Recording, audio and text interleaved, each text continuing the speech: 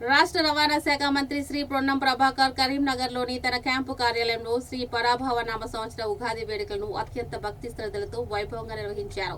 తెలుగు వారి తొలి పండుగను పురస్కరించుకుని ఆయన కార్యాలయంలో ప్రత్యేక పూజా కార్యక్రమాలు ఘనంగా జరిగాయి. వేద పండితుల మంత్రోచ్చరణలతో ప్రాంగణమంతా ఆధ్యాత్మిక శోభను సంతరించుకుంది.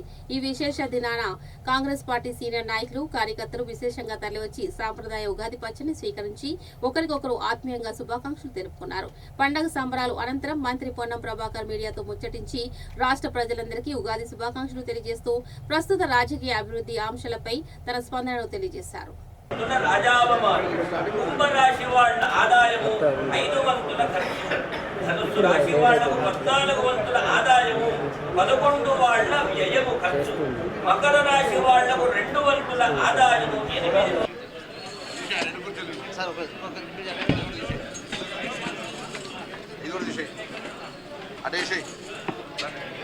నిన్న కూడా మా సహచార మంత్రి చెప్పినారు, పార్టీ నిర్ణయం తీసుకుంటారు. ఎవరు కూడా పార్టీ విడిచిపెట్టుకోవాలని కోరుకోరు.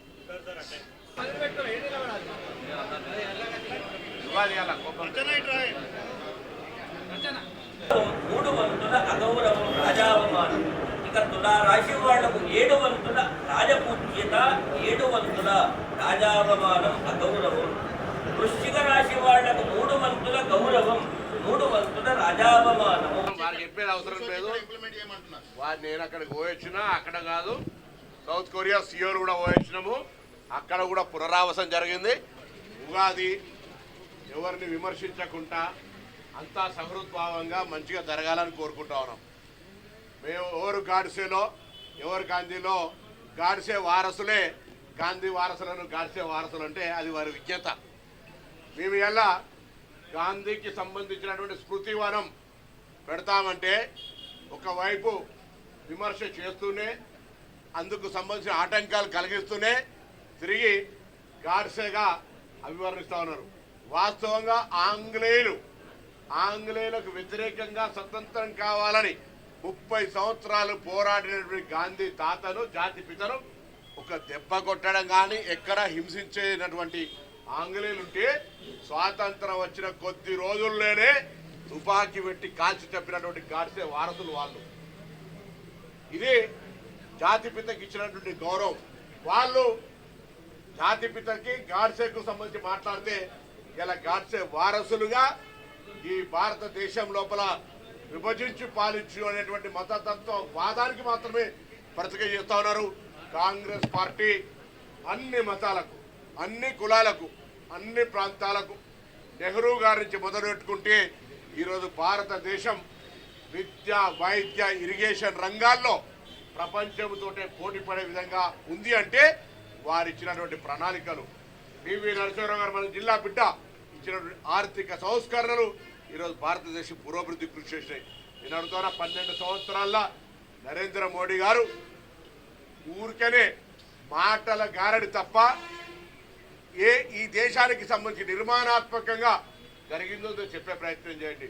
అందులో తెలంగాణ బిడ్డగా, తెలంగాణ ఉద్యమకారుడిగా, తెలంగాణ ప్రజలకు సంబంధించి, తెలంగాణ ప్రయోజనాలకు సంబంధించి, తెలంగాణ నిర్మాణానికి సంబంధించి గత బడ్జెట్లల్లా భారతీయ జనతా పార్టీ ఎందుకు నిర్లక్ష్యం వహించింది, భారతీయ జనతా పార్టీ తెలంగాణ పట్ల ఎందుకు వివక్ష చూపెడతా ఉంది, భారతీయ జనతా పార్టీకి ఎందుకు తెలంగాణ అంటే కోపము, నరేంద్ర మోడీ గారు సాక్షాత్తు పార్లమెంటులో తెలంగాణ విభజన అపహాస్యం చేసినటువంటి మాట్లాడిన సందర్భంలో మరి తప్పకుండా ఈరోజు జవాబు చెప్పాల్సిన పరిస్థితి వస్తుందని ముందే వాళ్ళు పట్టగాల్సి మీద వారేసే ప్రయత్నం చేస్తూ ఉన్నారు.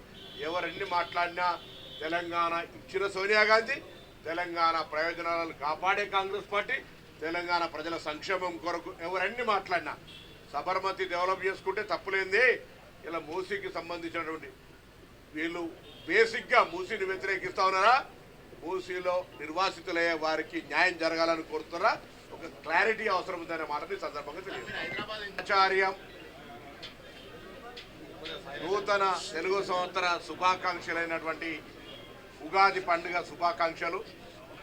కరీంనగర్ ఉమ్మడి జిల్లా కాంగ్రెస్ పక్షాన అందరికీ ప్రజలంతా సుఖ సంతోషాలతో రాష్ట్ర వ్యాప్తంగా, జిల్లా వ్యాప్తంగా సమృద్ధిగా వర్షాలు పడి పాడి పంటలతో ఆయురారోగ్యాలతో సుఖ సంతోషాలతో ఉండాలని ఈ ప్రజల ఆశీర్వచనంతో ఎన్నికైనటువంటి ప్రజాపాలన ప్రభుత్వంలో అన్ని రకాల కార్యక్రమాలు అభివృద్ధి సంక్షేమ కార్యక్రమాలు ప్రజల దాకా చేరే విధంగా ఆ భగవంతుడు అన్ని రకాల ఆశీర్వచనం ఇవ్వాలని సందర్భంగా కోరుకుంటూ ఉగాది అనేటువంటి మనకు తొలి పండుగగా ఈరోజు జరుగుతున్నటువంటి కార్యక్రమాలన్నీ సంవత్సర కాలం పాటుగా జరుగుతాయనే విధంగా మనమందరం కూడా మరి ఈరోజు మనకు ఉండబడేటువంటి సాంప్రదాయాన్ని పాటించి పోతూ ఉంటాం. ఈ సందర్భంలో తప్పకుండా ప్రజల ఆశీర్వచనంతో ఎన్నికైనటువంటి ఈ ప్రభుత్వం ప్రజల సంక్షేమం కొరకు కృషి చేస్తుంది. ఎవరెన్ని మాట్లాడినా ఎవరెన్ని చేసినా ఇది ప్రజల కోసం ఇప్పటికే పేదలకు సంబంధించిన అనేక కార్యక్రమాలు చేస్తూ ఉంది. భవిష్యత్తులో కూడా నిన్న శాసనసభలో గవర్నర్ గారి ప్రసంగ ధన్యవాదాలకు సంబంధించిన అంశం మీద ముఖ్యమంత్రి గారు చెప్పినట్టుగా తప్పకుండా అన్ని వర్గాలకు సంబంధించి అన్ని రకాల అంశాలను చేరుస్తూ తిరిగి వాళ్ళ ఆశీర్వచనంతో మళ్ళీ ప్రజాపాలన ప్రభుత్వం ముందుకు రావాలని సందర్భంగా అందుకు ప్రజలందరూ ఆశీర్వచనం కావాలని సందర్భంగా కోరుతా ఉన్నారు. వారు కేంద్ర హోంశాఖ మంత్రి, వారు తప్పకుండా వారి ఆలోచన విధానాన్ని లిఖితపూర్వకంగా ఇవ్వచ్చు, లేదా శాసనసభ స్పీకర్ గారికి కూడా దృష్టికి తీసుకుపోవచ్చు. ఊరికే ప్రెస్ కాన్ఫరెన్స్ చేసి ఒక భావోద్వేగాలకు సంబంధించిన అంశం మీద ఎవరైనా జాతీయ గీతాన్ని జాతీయ గీతాన్ని గౌరవించకుండా ఉంటే ఎవరు నాట్ కరెక్ట్. కానీ అక్కడ జరుగుతున్నటువంటి అంశం వారందరూ కూడా జాతీయ గీతాన్ని ఆలాపన చేస్తూ చూస్తుంటారు. ఎవరు ఉంటున్నారు పోతున్నారు అనేటువంటిది ఎవరు చూసేది ఉండదు.